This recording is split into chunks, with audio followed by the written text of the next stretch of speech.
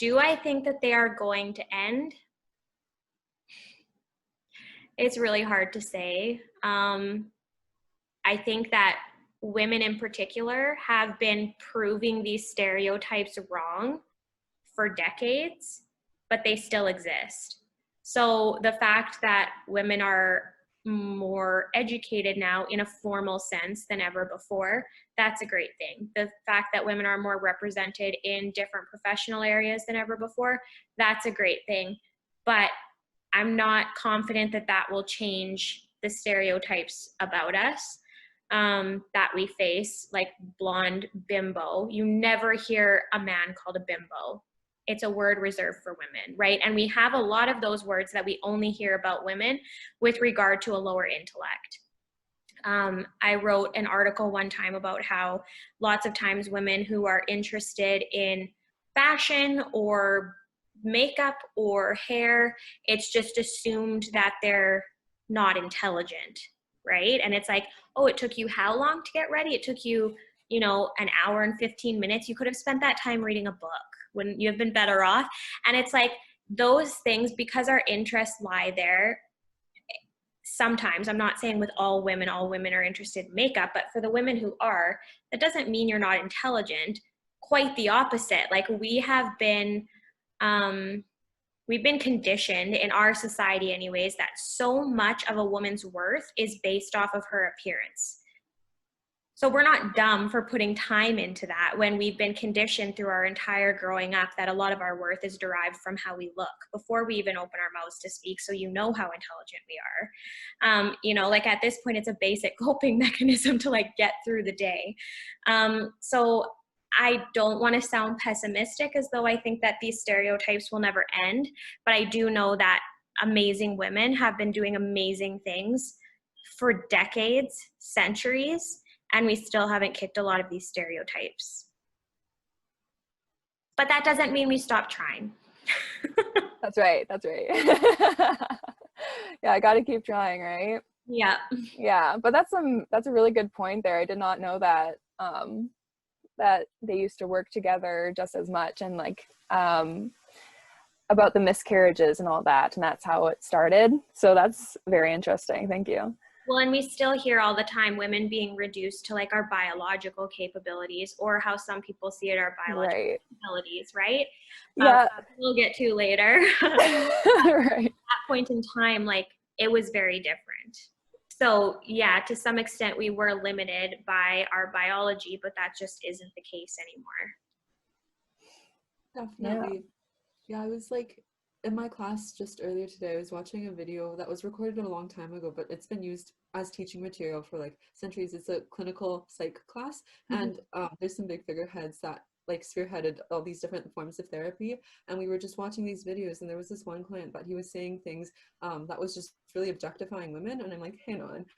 And the prof obviously prefaced this, and he's like, this is a different time. This is very misogynistic.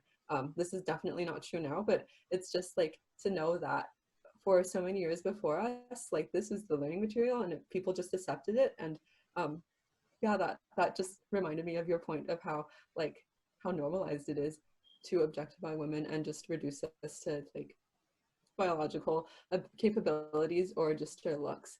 Absolutely.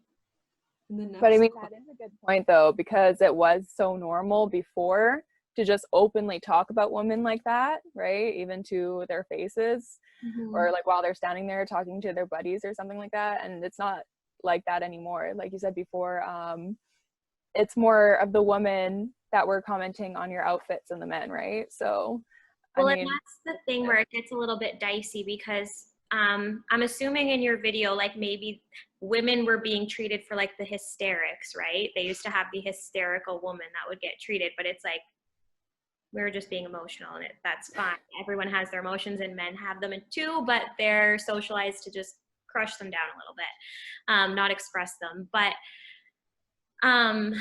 yeah, it's the hard part is when some of these ways of referring to women, whether it be with a word or with actions, when that starts being exhibited by other women, treating women that way, and then the men around them see the women doing it, and they're like, oh, because it's a woman, it's fine. And it's like, well, no, that's not the case. Like, just because this person is a woman doesn't mean that she doesn't also suffer from internalized misogyny because of how she's been treated for years. And now she's literally internalized that, and it's coming out in various ways. I guess this is top of mind right now because of the current Supreme Court nomination in the States that is going through her hearings. And people keep on making the comment, well, you shouldn't really be speaking poorly about a woman being appointed to the bench. Like, this is good for women. And it's like, well, no, women can hate other women just as much as men hate women. It doesn't matter, right? Like, when you gotten to a point that that's internalized and it comes out through your actions, that's harmful regardless of who it's coming from. And That's right. yeah, it's just important to look below the surface with a lot of these things. Definitely. Thanks for your very thought out answer. Okay, so the next question. In a recent post with the graphic, start saying I know instead of I feel like, you write about how women gravitate towards more passive phrases such as I feel like, and often downplay their abilities in order to not come off as competition and be liked. Studies have demonstrated that the more competent a woman is, the less she is actually liked by others. Do you often feel resistance from your male or female colleagues when you speak your mind? And is there a set of mannerism, phrases, and mindsets that you remind yourself daily to keep fighting for female empowerment? Yes. I feel like at this point, people have come to expect it from me. I have, I guess, been forward or open with my thoughts or my ideas in meetings and stuff like that since I started. So for the people that know me and that I work with often, I don't feel like they're like, whoa, she's on one today. She's really putting stuff out there, because they just know that that's who I am. But working on being assertive with my ideas and taking up time in meetings and not being apologetic for what I'm saying is definitely a daily effort that I have to put in. I find that as women, we're certainly socialized to be very accommodating, not making any waves, not, causing issues, and that people tend to turn to us to be like, make it better. Something's not right, like help it, just soothe everything, be accommodating, be a soft place to land.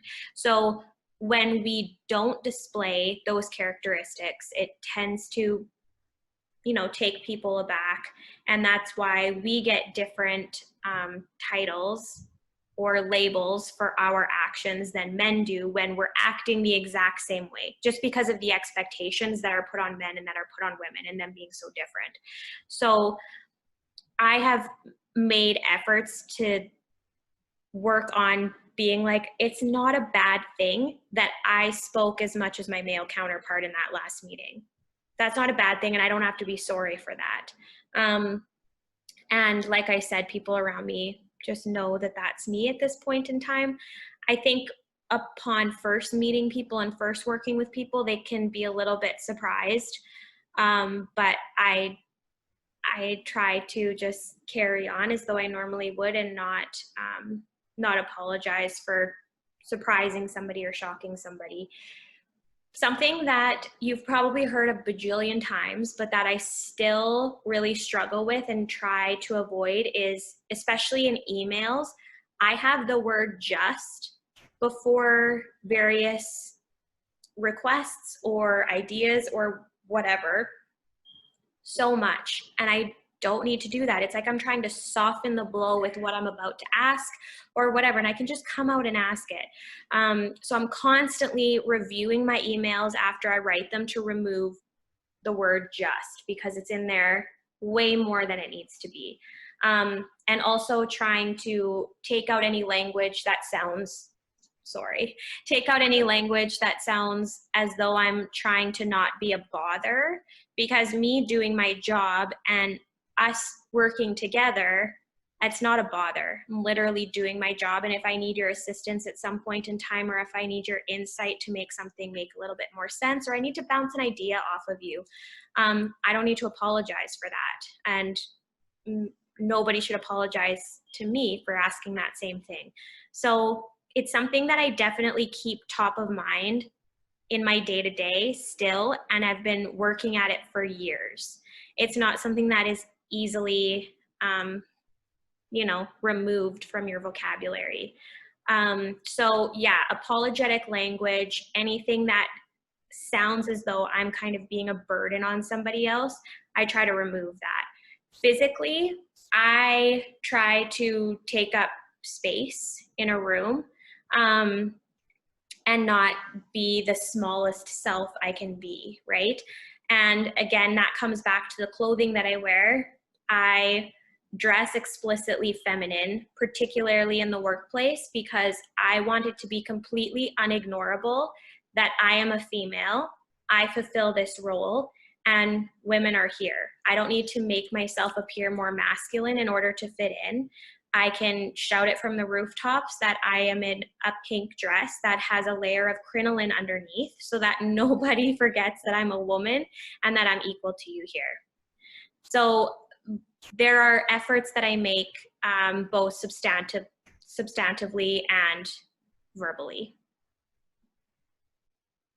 Thank you. Oh, everything you say is so inspiring, Shivers.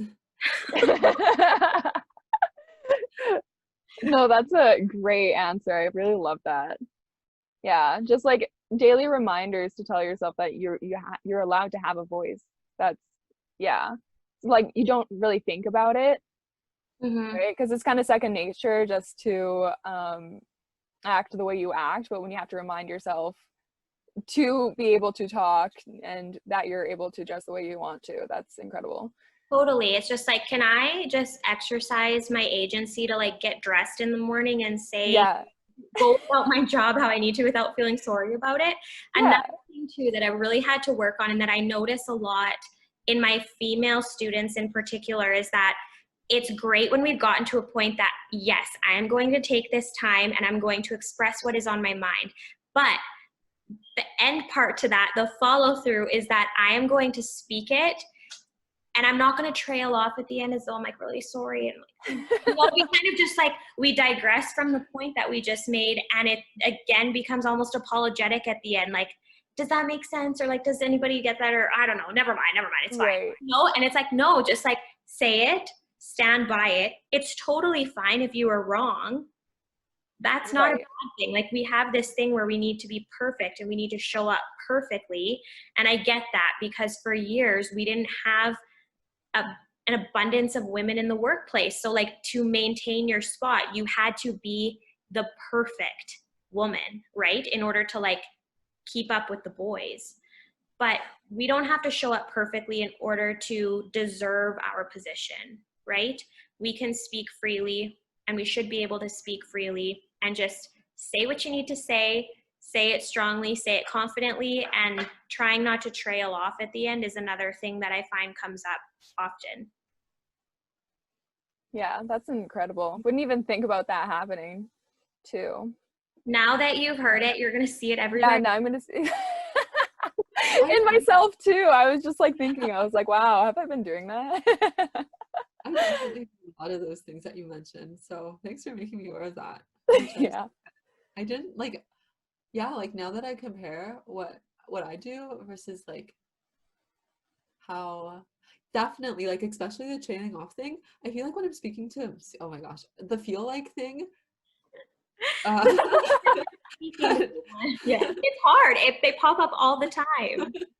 I know that when I'm speaking to when I'm speaking to females, I think that I'm more confident, and I usually end my phrases more succinctly with confidence towards the end, like the breath carries through. But I think in a room full of people, or if I'm speaking to a lot of non-female people, I've never thought about that before, but that definitely rings true. Okay.